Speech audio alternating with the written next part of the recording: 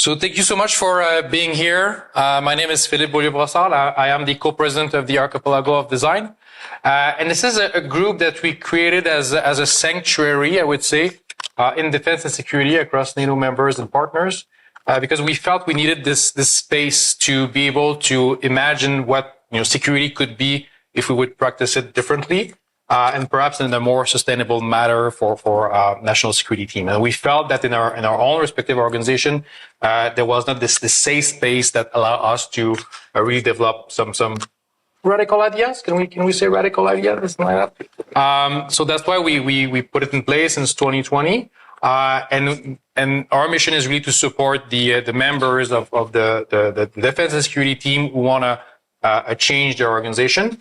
And it takes a lot of courage to do that, or think differently, or push for different ways of doing things. And there are so many challenges that we're going to talk tonight that requires a different way of thinking if we want to, develop sustainable approaches. So that's why we exist, and we're so glad to have you, Ben, tonight for this book launch of yours. So Ben Zweibelson, we've been friends since not forever, but almost a decade now. Yeah, about 8 years. Yeah. So now Ben is the director of the Strategic Innovation Group at the U.S. Space Command, where his task is to actually make the commander think about different possibilities that are not, let's say, common, something like that, to really open the horizons.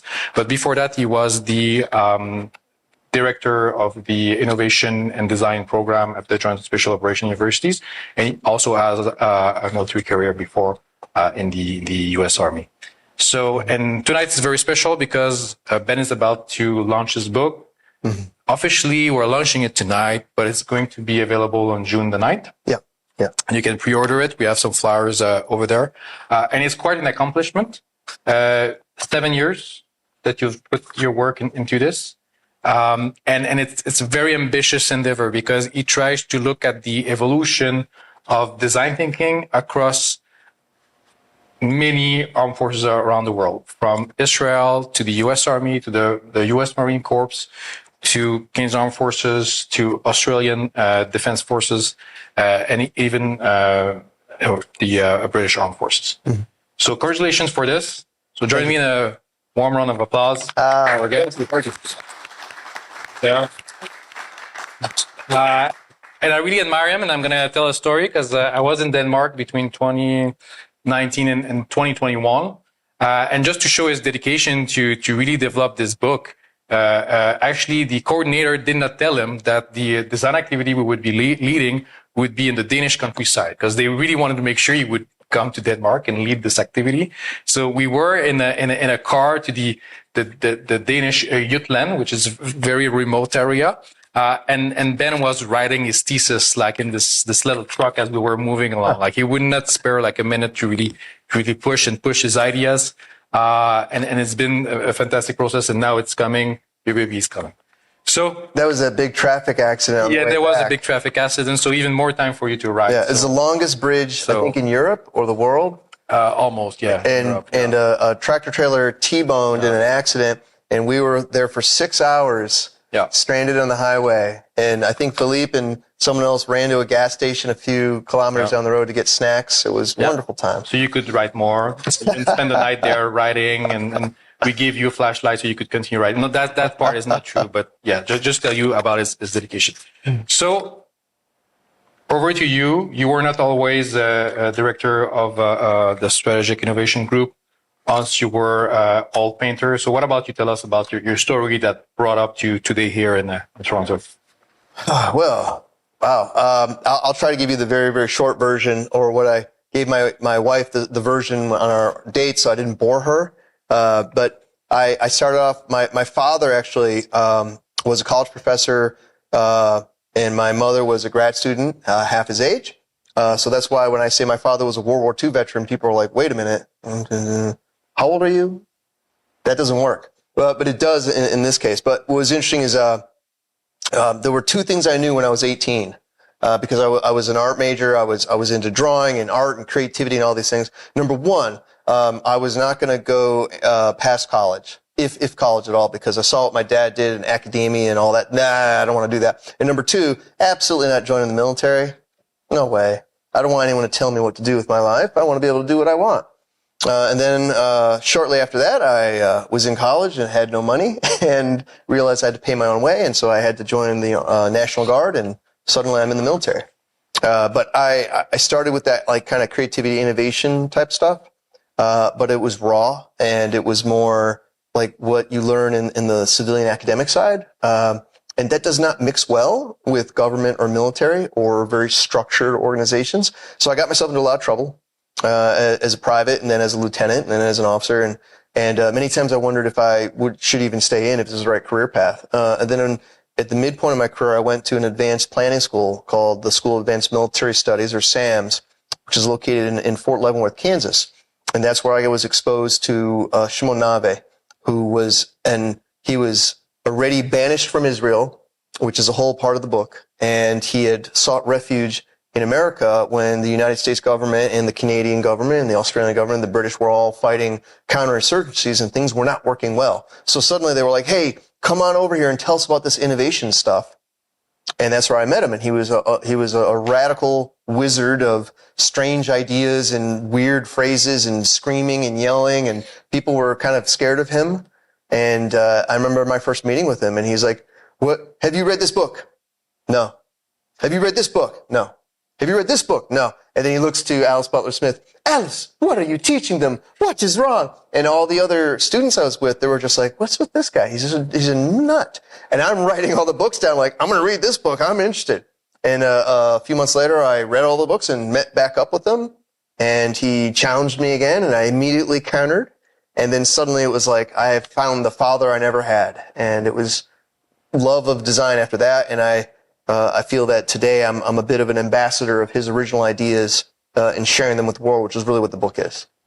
Amazing. And like that was, a very demanding journey, like 7 years into, developing that book. So what are you the proudest of in this journey? Well, that is done. Okay. I've always, I never thought I would write a book. I never thought I would do any of the things that ended up happening. And that's, the beauty of life. It's emergent, it's strange, it's odd, but it's about taking kind of those opportunities, particularly when life gives you something that you think you don't want.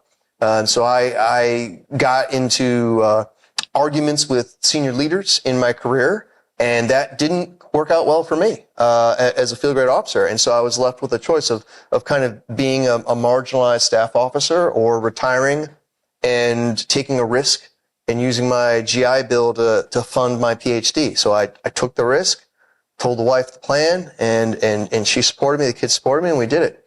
And it took 7 years to really move from a terrible, terrible thesis to iterations of terrible, terrible theses to a terrible book, which then got rejected by a couple of publishers. But along the way, I kept learning, kept figuring out. And at the end of it, don't ever write a book. It's terrible. It's a terrible experience. But it's so much harder because you read about The Great Gatsby and you're like, he wrote that in a weekend? Oh, this isn't going to be that bad. With the geniuses, yeah, that's great. But for those of us that try to do something that's new and different and you're trying to structure it, it's really hard. But it was a passion project, and it's set me off on a wonderful adventure. I've met incredible people, and maybe this will generate new ways of thinking about security and defense and creativity. Amazing. And you said that you wanted to be the ambassador of the vision that emerged in Israel and all that. So for the audience, how would you describe this vision that you're conveying in this book? Well, so the book is organized where I introduce what design is in the broadest sense. So when we hear the word design, everybody has a different interpretation of it, and depending on which field or discipline or line of work that you do, it means really, really profoundly different things.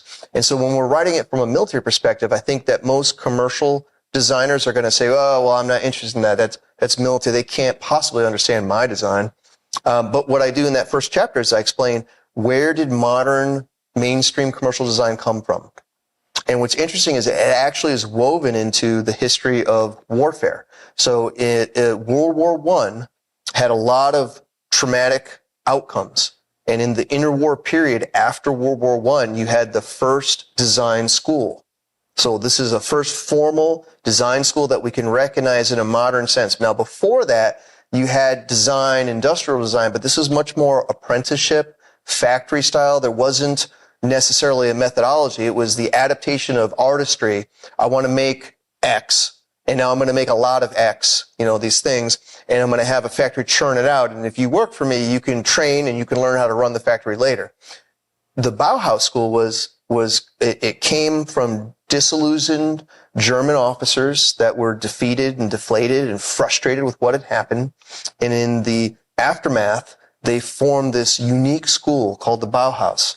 And it was really your first concentrated design movement. And tying it back into the military, it's the Nazis that shut it down in 1933, right before World War II, because all the things that were disruptive about what design does was threatening to the regime.